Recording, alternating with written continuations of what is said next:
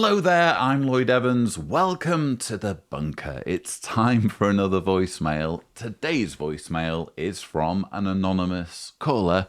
Let's listen to what they have to say. Hi, Lloyd. Um, you are free to use this recording if you'd like on your channel. Um, First of all, I want to say I appreciate your work, and it's done a lot to help myself in my waking up process. But my waking up process started quite a while ago, about 5 years after being disfellowshipped and reinstated. I was previously serving as an elder at the time, and through the disfellowshipping, reinstatement, and ending of my marriage and all of that type of stuff. I'm now in the process of getting remarried to someone that's not a witness. Um, I myself personally don't identify as a witness, but I haven't been disfellowshipped or formally disassociated. I just kind of drifted and decided that I wanted to teach my daughter differently. Um, but as of late, my family have been kind of resistant to wanting to support myself and my new wife, which I kind of, you know, I'm okay with. But recently, there's a childhood friend who's also a witness reached out to me and was concerned that I didn't notify them with regards to my dating and my engagement, and decided that it was in their best interest to stop talking to me, even when I mentioned to them the truth, and that I was wanting to maintain our friendship, despite me saying that I no longer believe in the teachings of Jehovah's Witnesses, nor do I subscribe to the rules and apply them to my life. The way she spun the response was that I no longer want to live by Bible principles, as I call the rules, and I mentioned to her that Jehovah's Witnesses rules and Bible principles aren't the same thing. They aren't synonymous. They teach a different understanding of the Bible than what the Bible actually says. But her response was, well, you take care and hope you find what you're looking for, which was eerily similar to a response that my dad had said when I mentioned to him I was engaged and also that I no longer believe. He said, "Hope you find what you're looking for." So it was wild. But then she also went and mentioned to my sister. So my sister reached out to me asking me why I don't believe anymore and that I don't believe in the Bible anymore, and those type of things. We had a very long conversation about which teachings I no longer believe with and all of that type of stuff. And it was weird because I didn't actually want to get into that conversation because she I thought it would be futile because I can't tell you what not to believe. I can only give you the information and the truth. But the problem is now them realizing, even though I've mentioned to them before that I had issues with the teachings, them now realizing that I say that I no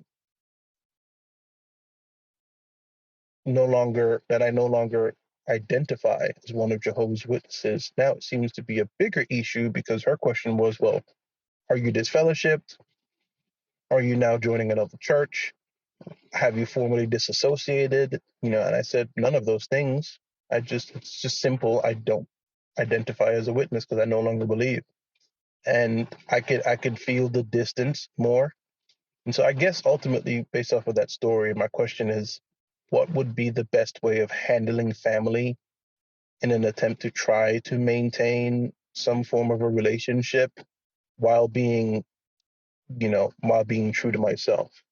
Um, and you're also free to reach out to me if you want to talk more about my specific background and my experience, having been an elder and so forth. But um, yeah, that's pretty much my question, and I look forward to hearing from you, and I wish you all the best. Glad to see that you're back, and hopefully everything's going well.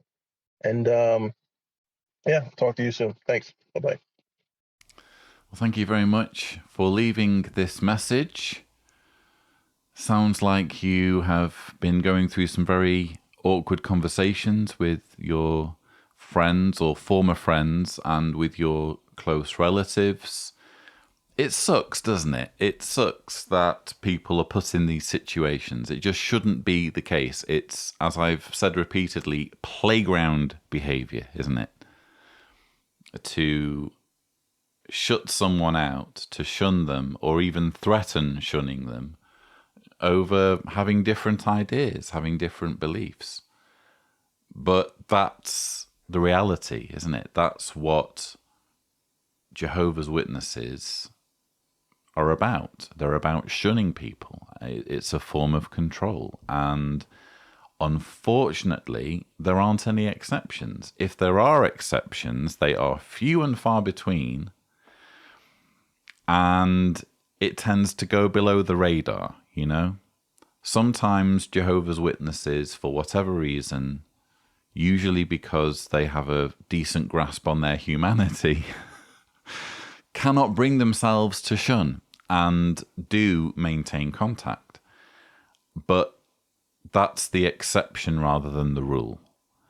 And when it comes to a group like the Witnesses, where there is so much control and so much, regular indoctrination, including about the need to shun non-believers, it's to be expected that you've had the experiences that you've had. I mean, you've been an elder, so you know how this works. And when you ask the question, what's the best way of handling my family so that I can essentially have the best of both worlds? I'm obviously paraphrasing.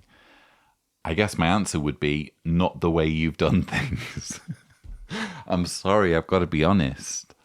You've used some incredibly decisive language. You've said that you no longer believe in the teachings of Jehovah's Witnesses and that you no longer identify as a Jehovah's Witness. Again, you've been an elder. You know how this works. What are your believing family supposed to do with that sort of language? And don't get me wrong, I fully sympathize. I'm right there with you. You know, I've said those things, but I've said them as someone who's disassociated.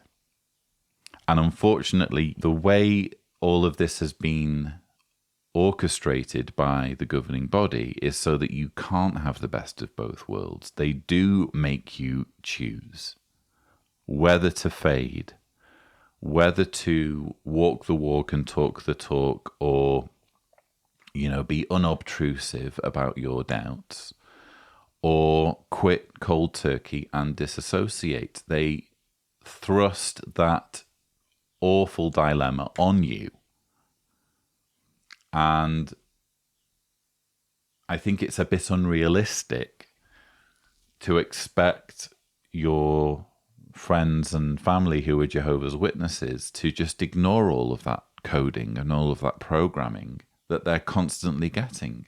Of course, they're going to shun someone who turns around and says, I no longer believe in Jehovah's Witness teachings, and I no longer identify as a Jehovah's Witness.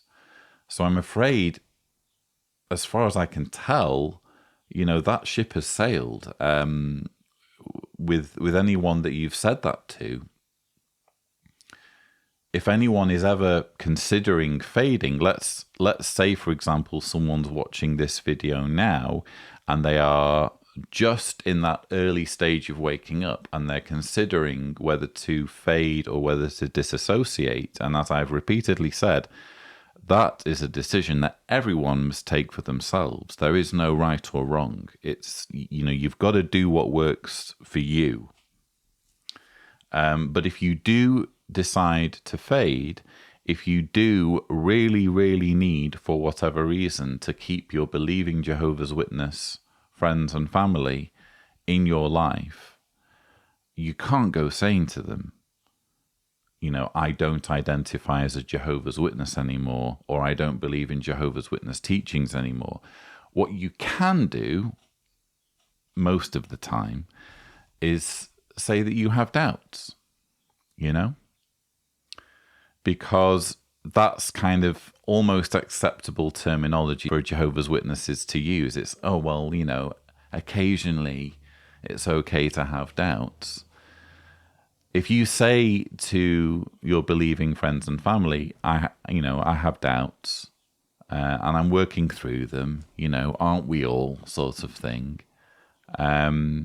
What they will do is they will consider you spiritually weak because you're not attending the meetings, but they won't necessarily have, or they won't be compelled to shun you.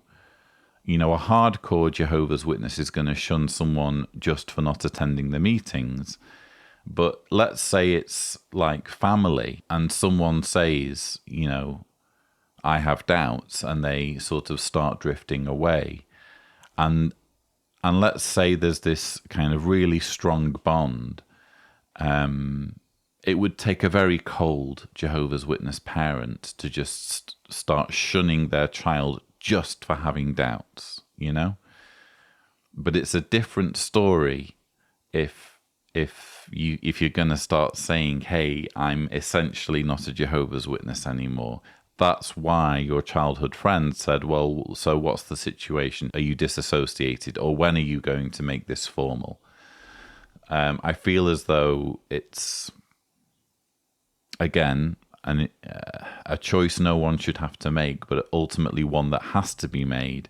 And you just cannot have both, unfortunately. It's wrong that this situation exists, but this is what we're dealing with. Unfortunately, this is what thousands of people probably watching this video are dealing with. Just this ridiculous, juvenile ultimatum that this cult places on people. Follow us or be shunned. That's the way it works. And yeah, if it's salvageable, the situation with your family, if there are any family members still talking to you, maybe you can backpedal a little bit. Maybe you can say, oh, I said a few things that I now regret saying. I don't know. It really depends how much you want to hold on to relationships with people who, quite frankly, are only going to care about you if you agree with their beliefs. Maybe you can backpedal, but I would respectfully suggest, based on what you've told me, that the damage is already done, and you might want to think about disassociating, because that's essentially what you've already said. Although, again, this is your journey and you need to make these decisions, and maybe it's possible, if you do want to retrieve your fade, maybe it's possible to backpedal a little bit and try to mend some of those bridges. Good luck in your attempts to do that. In fact, good luck however this works out. And you really do have my sympathies. It's a horrible, horrible situation that this cult puts people in, and we just have to deal with it the best we can. So thank you so much for your message. Don't forget this, if you would like to leave a voicemail, the thing to do is go to speakpipe.com/Steeders, remembering to indicate clearly if you don't want me to broadcast your message on my channel. But that's all I have time for. Thank you so much for watching.